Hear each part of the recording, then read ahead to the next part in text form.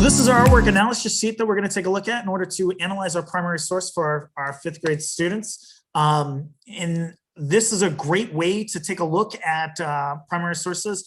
We're going to take a look at our artwork analysis sheet. This is the primary source tool that we're going to use as we analyze our artwork. So these are the 7 questions we're going to be taking a look at, and this is going to be our artwork piece. So we're looking today at the First Voyage from the Library of Congress website. And then this is a lithograph and put together by L. Prang and Company in 1893.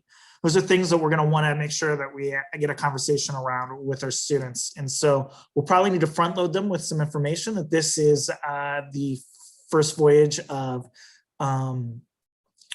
Christopher Columbus to the New World. And so with that setting in mind, hopefully they'll be able to start to pick out some of the pieces of this puzzle and start being able to talk about and discern some of that information. So what do we see? What details are in the foreground and in the background? So we see 1, 2, 3 ships in the background there. We see small boats. Looks like they're ferrying men out to the background. If we know that this is the first voyage of Christopher Columbus to the New World, we might be able to speculate as to what the 3 ships are. Maybe they're the Nina, the Pinta, and the Santa Maria. We see this white-haired figure definitely getting on one knee, well, getting down, and looks like he's about to kiss her hand. This figure in white might be somebody of importance. We know that, so if he sailed from Spain, it might be Queen Isabella. We might have King Ferdinand standing next to him.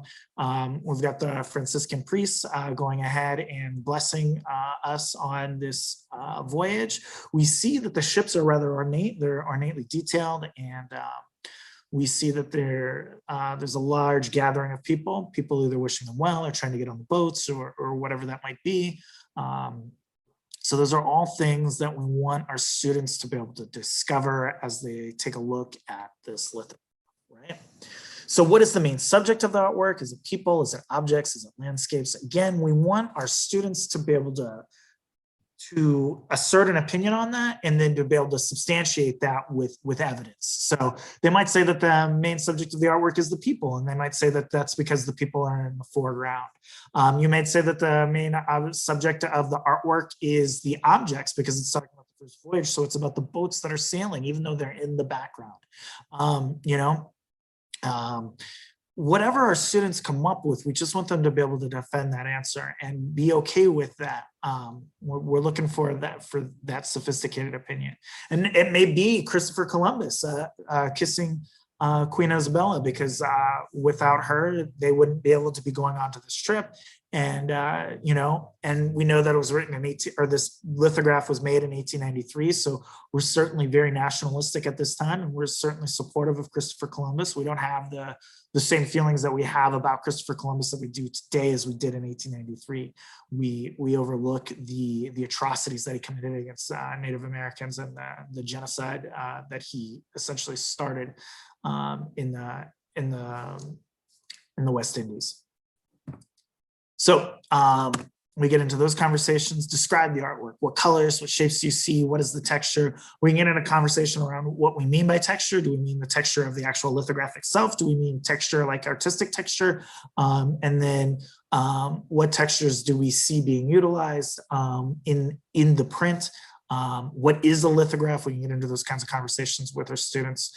And then, so wherever you want to lead them with that conversation, make sure you take them there and allow them to express what those thoughts are. So we see a lot of blue, we see a lot of browns, we see that white, that very prominent white from Queen Isabella.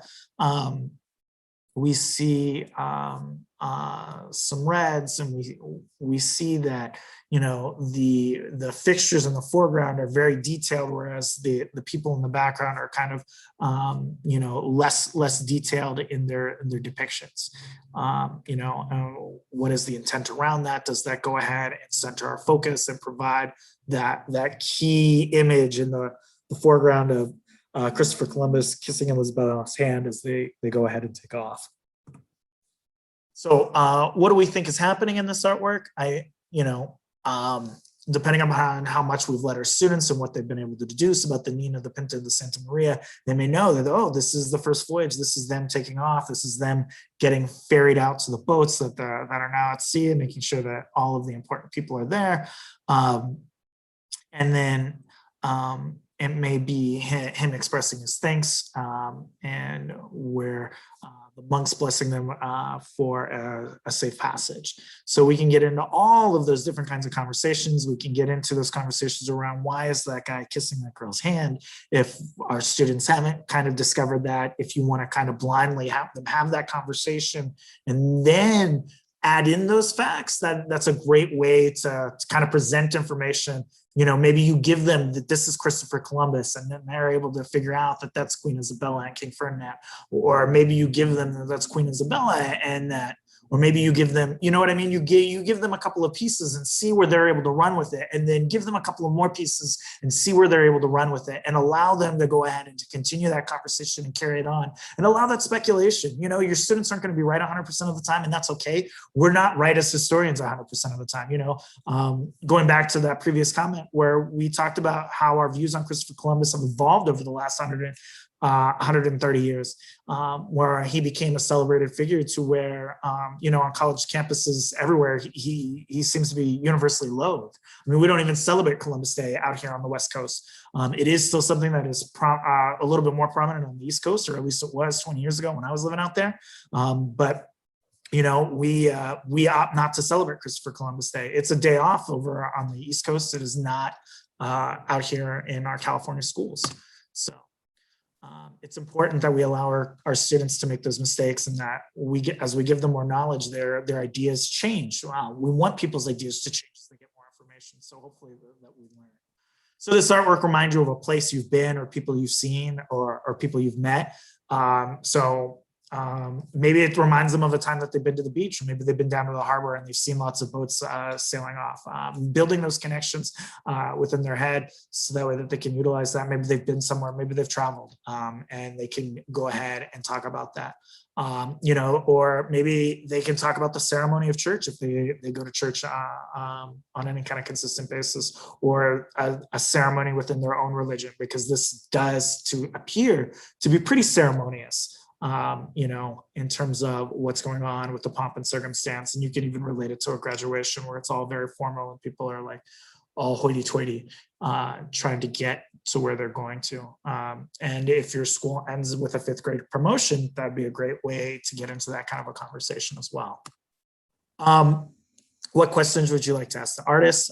This is a great conversation piece with their students. Maybe they want to talk about why they wanted to celebrate Christopher Columbus coming to the New World when it meant the enslavement of some people. Maybe they want to get into a conversation around why Christopher Columbus, or are they celebrating King Ferdinand and Isabella allowing for this trip to take place? Are they celebrating the religiosity of the event? Because we see that there are some definitely religious undertones of that. And maybe they want to ask the artist, how was it like painting or creating this lithograph? Or, you certainly want to be open to whatever questions our students are wanting to ask the artist. And it's important that we recognize that there are no wrong answers there. And that depending upon whether we're from a collectivist culture or an individualistic culture, our questions that our students may be quite varied and different. And that just is going to inform us in terms of what our students are thinking about and what our students see as important pieces in this artwork. So do we think that this artwork tells a story? If so, what is the story? And again, maybe the first time you go through these questions with your students, those questions remain vague, and you allow your students to kind of piece information together based on what they know or their background, because that 1893 date is not going to be very helpful for them in terms of what this is depicting, because it's depicting something that happened, 600 years ago, or in a good 450 years prior to the date of the lithograph being made. So that 1893 date is really going to throw them off if they have no idea what's being discussed here. So hopefully, if they've gone through this blindly and they're not really quite sure, you give them a couple of pieces and they can extrapolate that out, and then you can give them a couple of more pieces, and then the mystery begins to unfold, and they're able to decipher what story it is that is being told. In terms of Christopher Columbus getting on his ships and heading out to the New World. So that is a great way to use our primary source analysis tool. If you got any questions, we'll be sure to answer those. You can feel free to ask me or to drop them in the chat, and we'll keep going with our presentation. Thank you so much.